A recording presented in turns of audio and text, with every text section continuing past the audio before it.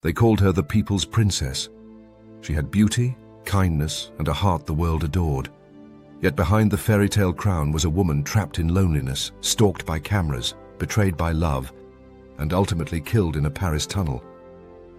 Tonight we uncover the life of Diana, not as a saint, not as a myth, but as a human being the world never allowed to be free. Hello everyone, and welcome back to our channel. Today we dive into one of the most unforgettable stories of modern history, Princess Diana. This isn't just a story about royalty. It's about love, betrayal, power, and tragedy. It's about how the most famous woman in the world became the most hunted, and how, even in death, she became larger than life. Diana Frances Spencer was born on July 1st, 1961. She grew up on the grounds of Sandringham, not far from the royal family, but her own family life was far from stable. Her parents' bitter divorce left scars she carried for life. She once admitted, "I remember seeing my father slap my mother across the face. I was hiding behind the door, and I cried."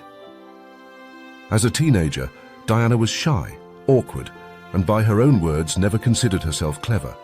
She worked as a kindergarten assistant, living in a small London flat with friends. No one, not even her, could have imagined she was destined to marry the future King of England. In 1980, at just 19, Diana was introduced to Prince Charles. He was 13 years older, the heir to the throne, and still emotionally entangled with Camilla Parker Bowles. But Diana was young, charming, and seemed like the perfect bride. On July 29, 1981, the world watched their wedding at St. Paul's Cathedral. 750 million people tuned in as Diana walked down the aisle in her gown with a 25-foot train. To the world it looked like a dream, but Diana would later confess, "It was the worst day of my life." Why? Because even before the vows, she knew her husband's heart belonged to someone else. From the outside, Diana's life sparkled. She was beautiful, fashionable, adored by the press, but privately, she was collapsing. She suffered from bulimia, binging and purging daily, a way to cope with the pain of a loveless marriage. She cut herself. She fell into deep depression. In the infamous 1995 Panorama interview, she admitted, "I was crying out for help, but I was portrayed as unstable, and that is a label that sticks." She was only in her 20s, yet the walls of the palace felt like a prison, surrounded by jewels, but starved of affection. But Diana wasn't only defined by pain. She turned her suffering into empathy. While the royal family preferred distance, Diana reached out to those shunned by society. She shook hands with AIDS patients at a time when people thought the disease could be caught by touch. She comforted leprosy patients. She walked into minefields to show the world the hidden dangers of war. Diana broke royal protocol again and again, and for it, the public adored her. She became the People's Princess, a woman who seemed closer to ordinary people than the royals she married into.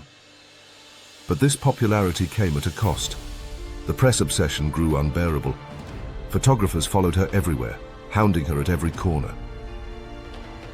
By the late 1980s, Charles's affair with Camilla was no longer a secret.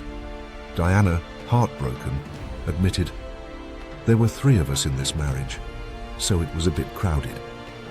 The line shook the monarchy. She sought love elsewhere, most famously with Army officer James Hewitt. But every private detail eventually leaked to the press, feeding the tabloids and making her the most photographed woman in the world. The royal family grew colder, more distant.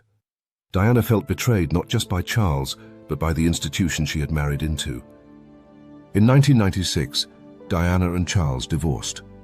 She lost the title of Her Royal Highness, but kept the love of the people. For the first time in years, she seemed free. She traveled the world, continued her charity work, and began a relationship with Dodi Fayed, the son of billionaire Mohammed Al Fayed. But the paparazzi did not relent. If anything, the chase intensified.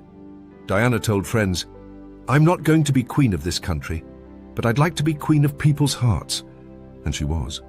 But that crown came with a deadly price. August 30th, 1997. Diana and Dodi left the Ritz Hotel in Paris just after midnight. They were being hunted. Dozens of paparazzi on motorbikes waiting outside. To escape, they used a decoy car. The Mercedes carrying Diana, Dodi and driver Henri Paul sped through the Pont de l'Alma tunnel. At 12:23 a.m., it slammed into a pillar. Dodi and Henri Paul died instantly. Diana was still alive but critically injured. She was rushed to the hospital, but at 4 a.m., doctors declared her dead. She was 36 years old. When the news broke, the world stopped. In London, crowds gathered with flowers. In Paris, strangers wept openly. Across the world, millions cried for a woman they never met, but felt they knew. But was it really an accident? Or was Diana silenced? Mohammed Al-Fayed, Dodi's father, claimed Diana was pregnant and planning to marry his son, a union that would have scandalized the monarchy. He accused the British establishment, even Prince Philip himself, of ordering her death. Some pointed to Henri Paul, the driver, who had alcohol and prescription drugs in his system. Others questioned the blinding flash some witnesses reported seeing in the tunnel, possibly from a motorbike. Still others asked, why wasn't Diana wearing a seatbelt that night? She usually did. And why did it take nearly 40 minutes to get her to a hospital less than 4 miles away? In 2008, a British inquest concluded her death was caused by gross negligence of Henri Paul and the pursuing paparazzi. But conspiracy theories live on. To many, the truth about Diana's death remains as mysterious as her life. Diana's funeral was watched by 2.5 billion people, the largest televised event in history at the time. Her brother delivered a scathing eulogy, accusing the royal family and the press of destroying her. Elton John sang "Candle in the Wind," rewriting the lyrics for Diana. Her sons, William and Harry, walked behind her coffin as the world wept.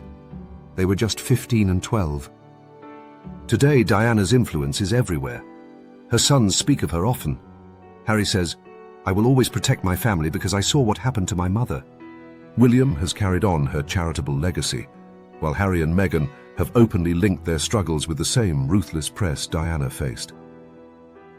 Even in death, Diana reshaped the monarchy. She showed the world that compassion and authenticity are more powerful than tradition and protocol. Diana was loved, but never truly free. She gave the world her heart, but the world wanted more. Her image, her secrets, her life. And in the end, that hunger consumed her. But her light endures. In every act of kindness, in every charity her name still inspires, in the faces of her sons and their children, Diana lives on. She wasn't perfect. She wasn't flawless. She was human. And maybe that's why she captured the hearts of millions. Because in her struggle, we saw our own. Thank you all for watching. If Diana's story moved you, please subscribe to our channel for more true stories that will stay with you forever.